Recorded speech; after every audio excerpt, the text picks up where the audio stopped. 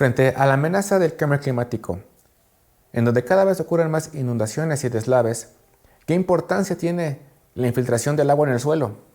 ¿Cuáles son los modelos matemáticos que nos permiten tanto predecir escenarios futuros como prevenir este tipo de desastres? ¿Y cuál es la importancia de este tipo de estudios en la reserva de la Sierra Gorda de Querétaro? Pues quédate que lo veremos en la siguiente presentación. Cabe resaltar que la siguiente presentación está pensada como una defensa de tesis de licenciatura, por lo que algunos términos y conceptos pueden ser un poco difíciles de entender para quienes no estén familiarizados con el tema, pero no menos importante ni menos entendible para quienes estén preocupados por el ambiente. Entonces, los dejo con la siguiente presentación. Ok, muy bien. Buenos días, tardes o noches, dependiendo de a qué hora estén viendo esto. Les voy a presentar este trabajo titulado Ensayo de infiltración y modelación del flujo de agua en suelos con 3 usos diferentes en la Sierra Gorda de Querétaro, México. Entonces, a manera de introducción, quiero comentarles que la Sierra Gorda de Querétaro es una zona de captación de agua. Y es por eso que nosotros nos interesamos en realizar ensayos de infiltración en lo que es un bosque, un nacahual y un agostadero. Además de usar el modelo de Warwick para poder deducir otras propiedades hidrofísicas del suelo. Cabe destacar también que esta zona es una reserva de la biosfera. ¿Por qué? Por los servicios ecosistémicos que brinda el ambiente. Es una zona donde llueve bastante, 48.9 milímetros por cada día, y en los días lluviosos hasta 79.6 milímetros por cada día. Y aquí tendríamos la apariencia de lo que sería un bosque, digamos, primario, un nacahual, que sería un bosque secundario, y un pastizal o agostadero. Son los 3 sitios o ecosistemas que nosotros decidimos trabajar. Entonces, ya entrando en materia, vamos a ver algunos aspectos importantes del agua en el suelo. Primeramente, el suelo es un medio poroso,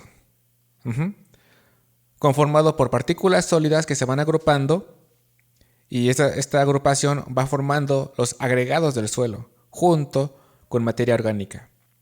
Esta agrupación de sólidos va dejando espacios porosos, los poros del suelo, en donde va a haber tanto retención de agua como flujo de agua. Entonces, la primera característica que tiene el suelo es que es un medio poroso. Esa es la primera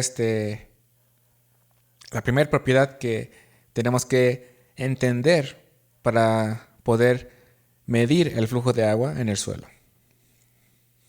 En segundo lugar, la presión o la tensión mecánica del agua en el suelo. Cuando el suelo entra en contacto con agua, el agua ejerce una presión sobre el suelo. Pero esta presión es negativa. ¿Por qué es negativa? Bueno, porque el suelo actúa como si fuera una barrera para que el agua pueda fluir libremente a través de él. Es por eso que esta presión es negativa. Y se relaciona con la conductividad, o sea, la velocidad del agua en el suelo, de esta forma. A mayor tensión, menor conductividad, y a menor tensión, mayor conductividad. Vamos a ver más adelante cómo interaccionan estas dos propiedades del agua en el suelo. Pero primero tenemos que ver el potencial hidráulico, que se puede definir como el trabajo realizado a partir de la energía potencial del agua, debido a la gravedad, la tensión superficial, ósmosis y la tensión mecánica. Nosotros vamos a denotar esta propiedad con la letra H mayúscula. Entonces, esta propiedad del potencial hidráulico tiene relación con la capilaridad. Aquí yo les pongo la ecuación de la ley capilar, que nos está diciendo que el radio de los poros es inversamente proporcional al potencial.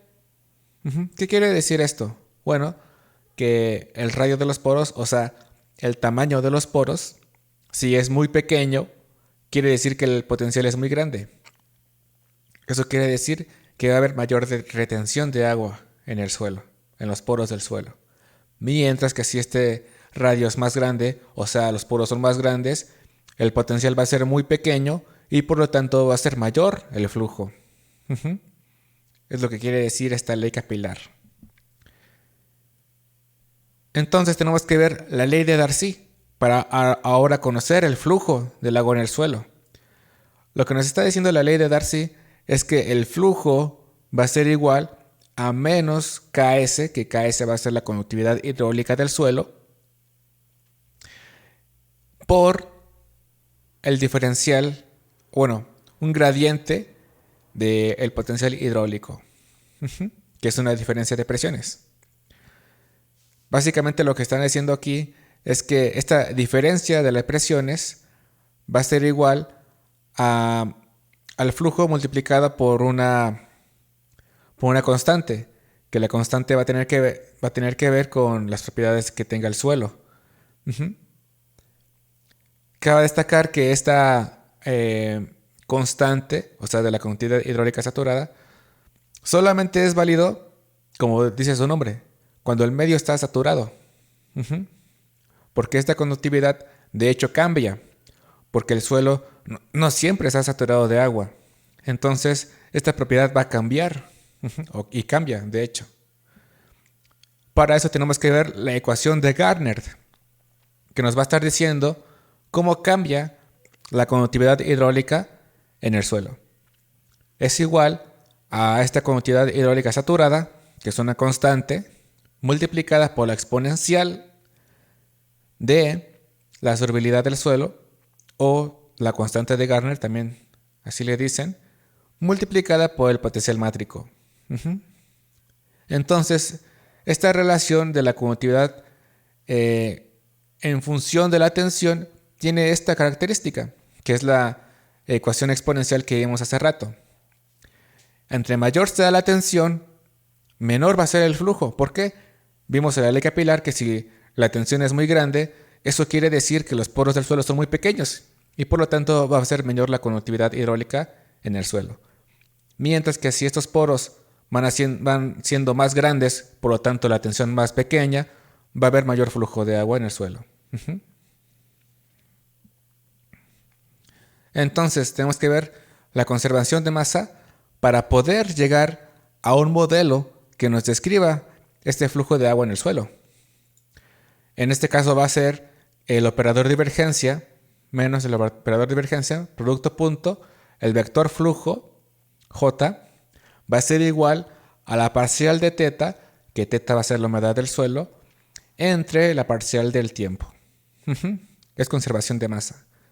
Y con esto podemos llegar ahora sí a un modelo que nos describa este flujo, que va a ser en este caso el modelo de Warrick, que es la parcial de teta mayúscula, que teta mayúscula va a ser la difusión de agua en el suelo, va a ser igual a K entre alfa, que esto va a estar representando el medio, o sea, propiedades del suelo, por este operador que tiene que ver con la ley de Darcy y la capilaridad, menos este K minúscula por la parcial de teta mayúscula entre Z, que vendría a ser la profundidad del suelo. Entonces, este teta mayúscula se relaciona con las cantidades que vimos anteriormente de esta forma. Es la integral de la conductividad por el diferencial de H, o sea, del potencial. Y este K minúscula es igual a la derivada de la conductividad entre la derivada de la humedad. Entonces, con esto podemos ahora modelar el flujo del agua en el suelo. Pero vamos a ver la parte experimental primero. Nosotros usamos este aparato llamado infiltrómetro de tensión, que es un instrumento que consiste en un tubo de acrílico de 90 centímetros de altura, conectado con una base metálica, en donde por debajo de esa base metálica se forma una lámina de agua, que va a ser la que se va a estar infiltrando en el suelo. A su vez que también esta lámina de agua, que está por debajo del infiltrómetro, está conectado a un tubo, que le vamos a llamar tubo Mariotte, en donde nosotros podemos cambiar la tensión a la que esté fluyendo el agua en el suelo. Y esa es una de sus principales ventajas. Podemos cambiar la tensión a la cual esté fluyendo el agua. ¿Y eso qué nos va a estar diciendo? Bueno, con eso nosotros podemos ver cómo es el flujo a través de diferentes tamaños de poro. Porque como vimos, la tensión es inversamente proporcional al tamaño de poros. Entonces nosotros podemos conocer cómo es el flujo para micro, meso y macroporos. Entonces vamos a tener un espectro más grande del flujo de agua para diferentes tamaños de poro. Nosotros lo que obtenemos a través de este infiltrómetro es la curva de infiltración, que no es más que los milímetros de agua que se van infiltrando en el suelo en función del tiempo. Y mediante una serie de operaciones, nosotros podemos conocer lo que es el KS, la conductividad hidráulica saturada, el valor de alfa, la constante de Garner, la porosidad efectiva, y podemos construir nuestra curva de conductividad hidráulica en función de la tensión, que es la curva exponencial de Garner. Entonces, ahora sí, como objetivos de este trabajo, tenemos primeramente comparar la hidrología del horizonte superficial del suelo en 3 ecosistemas diferentes en la reserva de la Sierra Gorda de Querétaro.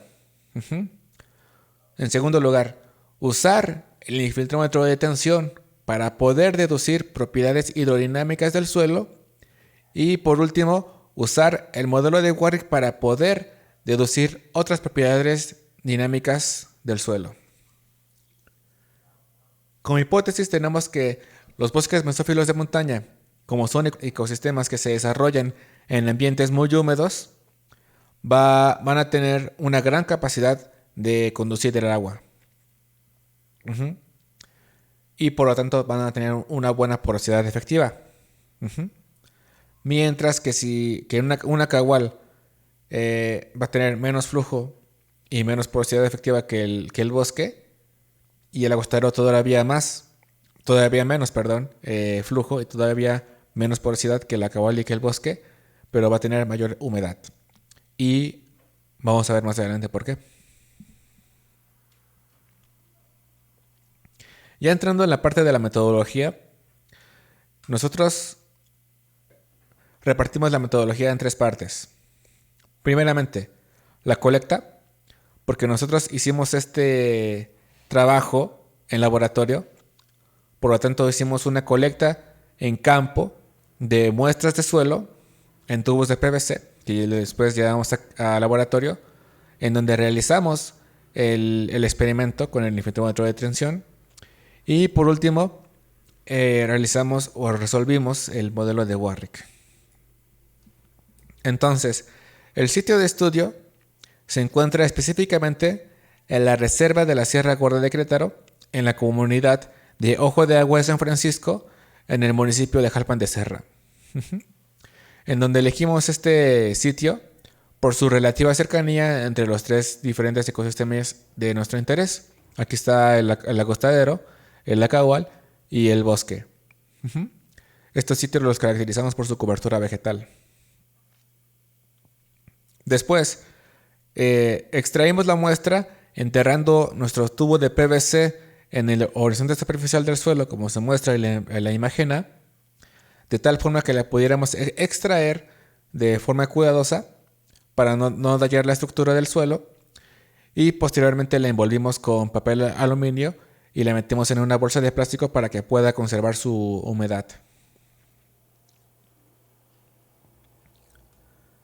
Después, una vez que llevamos estas muestras al laboratorio, las tratamos, les pusimos una malla por debajo para que el suelo no descienda. Y nos pusimos a diseñar nuestro experimento, que consistió básicamente en colocar un soporte de PVC en el piso. Dentro de este soporte colocamos un recipiente para que pueda caer ahí todo el agua que percole a través de la muestra de suelo. Por encima de este soporte de PVC colocamos un embudo metálico en donde por encima colocamos nuestra muestra de suelo y por último el infiltrómetro. También usamos este aparato que está aquí llamado TDR para poder medir la humedad en la muestra de suelo. Una vez que ya tenemos montado todo el experimento, ahora sí procedemos a desarrollarlo. Eso consistió en estos 7 pasos. Primeramente, registrar la humedad del suelo. Después, preparar el infiltrómetro, o sea, rellenarlo de agua y colocarle la tensión a la que vamos a trabajar, primeramente con la más alta, en este caso menos 14 centímetros. Después, abrimos la llave del infiltrómetro y empezamos a registrar los datos. ¿Qué registramos? Tiempo y centímetros de infiltración. Nada más. Una vez que registramos los datos suficientes para la tensión menos 14, procedemos a cambiar a la segunda tensión, que en este caso fue menos 7. Y empezamos a registrar todos los datos suficientes para esa tensión y así para las demás que serían menos 3 y 0. Una vez que terminamos de registrar todos los datos para todas las tensiones, cerramos nuestro infiltrómetro de tensión, lo quitamos y medimos la humedad final. El análisis de los datos consistió en usar una modificación de la ecuación de Woodin, que es esta que está aquí, y mediante el método de Logson y James, que es un método de mínimos cuadrados, obtenemos lo que es el Ks y alfa. Y a la vez, con estos dos datos, podemos construir ahora nuestra curva de Garner, que es la curva de la conductividad en función de la tensión o el potencial métrico. Después usamos una ecuación, una modificación de la ecuación de Poiseuille para poder calcular la porosidad efectiva, que es esta que está aquí. Entonces, aquí empieza la parte de transición.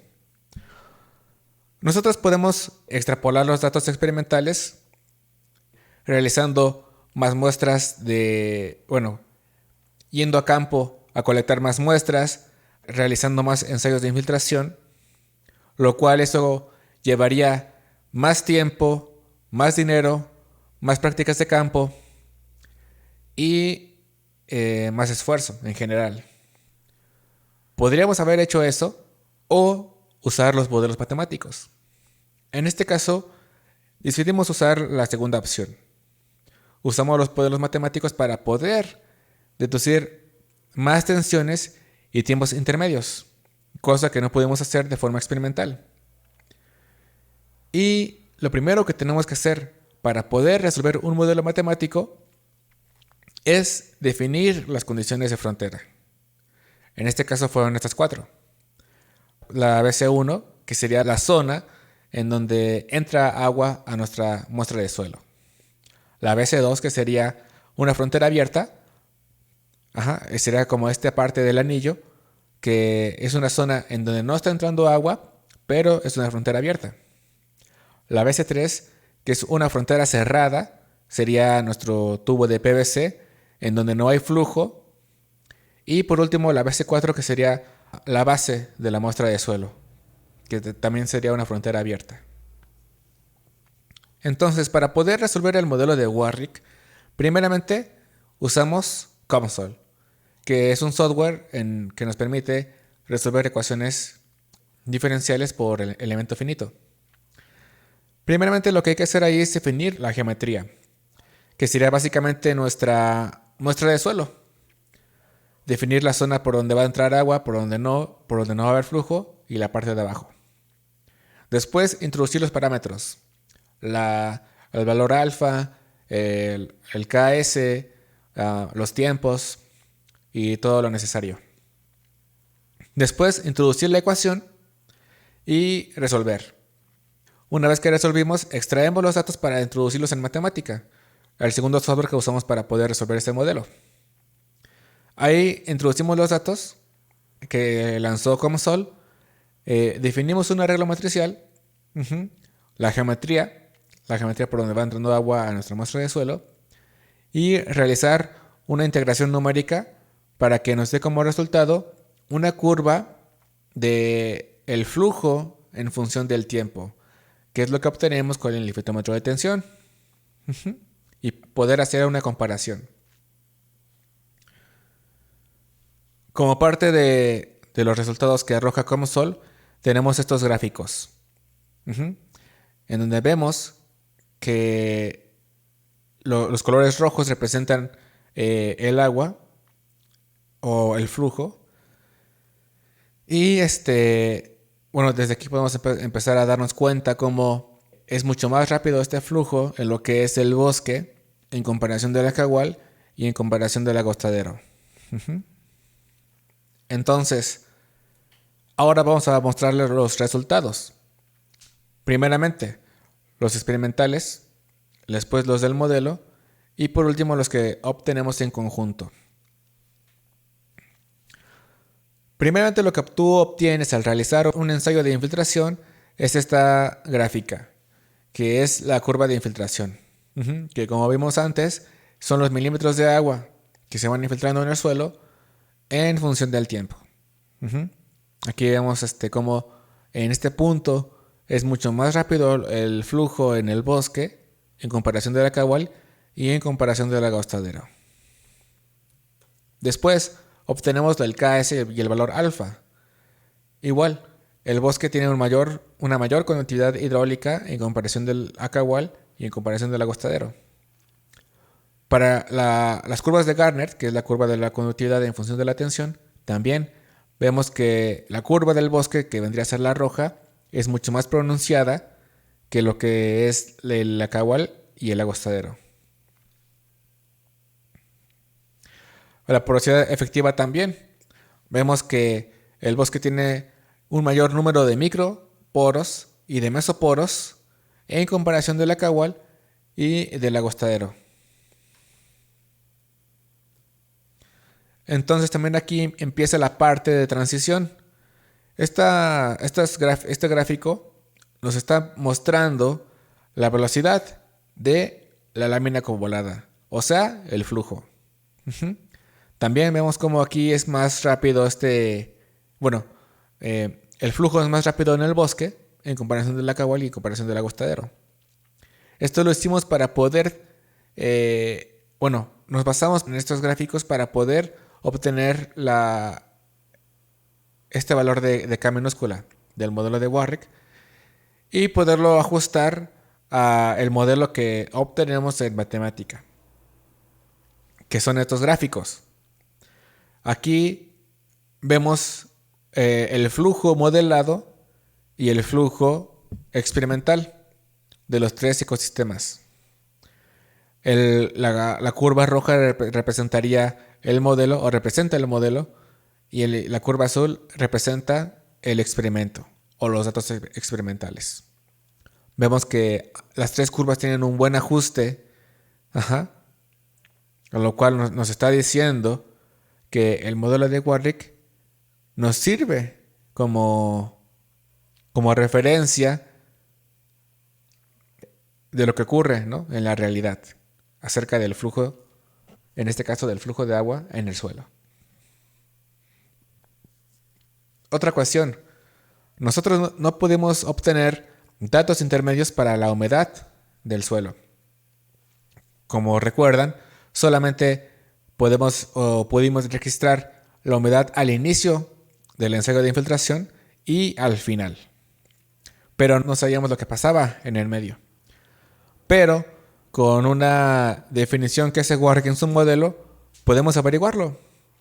Él define que la conductividad, la derivada de la conductividad entre la derivada de la humedad es igual al K minúscula, que es el valor que nosotros pudimos adaptar y poder construir las gráficas anteriores. Entonces, una vez que las resolvimos o que ajustamos las gráficas, podemos obtener, mediante un pequeño despeje, podemos ahora calcular datos para la humedad del agua en el suelo. Y lo que obtenemos son estas gráficas, en donde vemos como el bosque, el agostadero es el ecosistema que tiene mayor humedad. Pero como podemos ver aquí, llega a una parte en donde se vuelve completamente estacionaria. Mientras que los otros dos ecosistemas vemos que tienden a tener un poco más de cambio. Eso nos está diciendo que el agostadero puede que tiene un límite de humedad en el cual ya no puede retener más humedad. También obtenemos estas dos gráficas. Cómo cambia la conductividad en función de la humedad. También vemos que es más grande la curva o tiene más datos la curva del bosque en comparación de los otros dos ecosistemas. Y también tenemos este gráfico de cómo cambia la conductividad en función del tiempo. Vemos cómo el bosque tiene una gran capacidad para que pueda cambiar esta propiedad, mientras los otros dos ecosistemas llegan a un punto en el que se saturan y ya no pueden cambiar esta propiedad.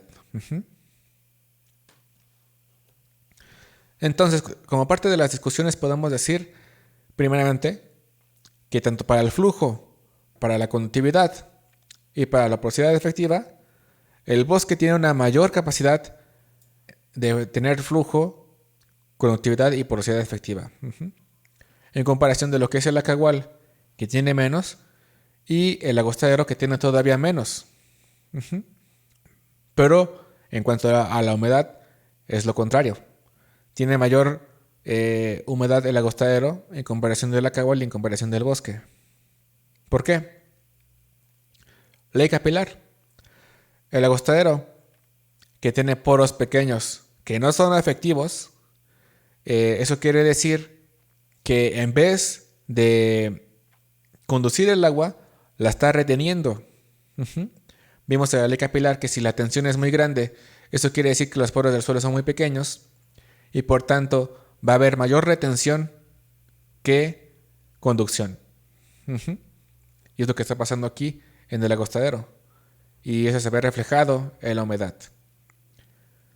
Como vimos, en el bosque y el acagual tienen una porosidad efectiva, o sea, por los que sí conducen el agua, más grande o mucho más grande que el agostadero. Es por eso que la humedad no es tan grande en estos dos ecosistemas, porque el agua que está llegando aquí se está conduciendo en vez de retenerse, o al menos no se está reteniendo tanto como el agostadero. También vemos que las curvas que obtenemos en este trabajo concuerdan o encajan también con otros trabajos previos. En este caso con De Croo, del 2002, vemos que sus curvas que él obtiene son similares a las que nosotros obtenemos en el caso del bosque, por ejemplo. Entonces, al combinar los datos experimentales con los modelos matemáticos, obtenemos lo que es un conocimiento complementario, que es mucho más grande y mucho más amplio que hubiéramos realizado este trabajo con una sola disciplina. Y ese fue el propósito de esta tesis desde un principio. Poder combinar estas dos áreas del conocimiento para poder llegar a este tipo de conocimiento complementario. Y es también un poco el propósito de la carrera, al final de cuentas. Es recomendable incrementar el número de muestras para trabajos futuros. También realizar este tipo de trabajo para los horizontes del suelo faltantes, en este caso el horizonte B y el horizonte C. Ahora, con lo que hemos generado en este trabajo, ahora podemos predecir escenarios futuros. Ujú. ¿Por qué podemos decir eso? Nosotros trabajamos con una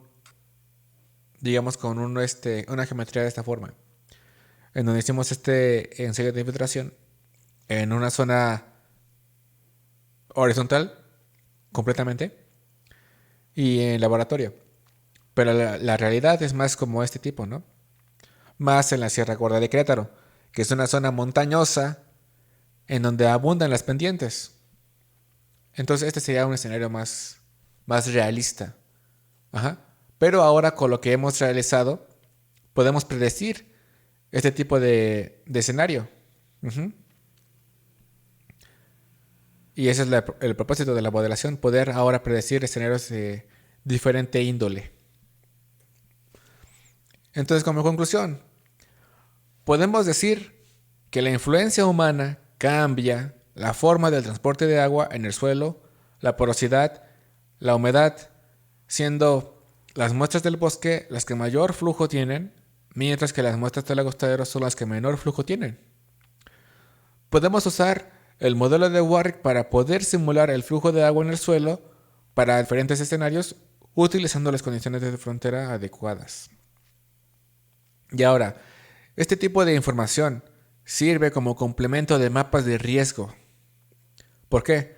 Porque el agua cuando no se infiltra se escurre lateralmente y eso puede causar tanto deslaves como inundaciones.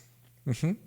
Y frente a la amenaza del cambio climático, en donde ahora las lluvias son cada vez más torrenciales y el periodo de secas cada vez más largo, es de suma importancia este tipo de estudios de la infiltración del agua en el suelo.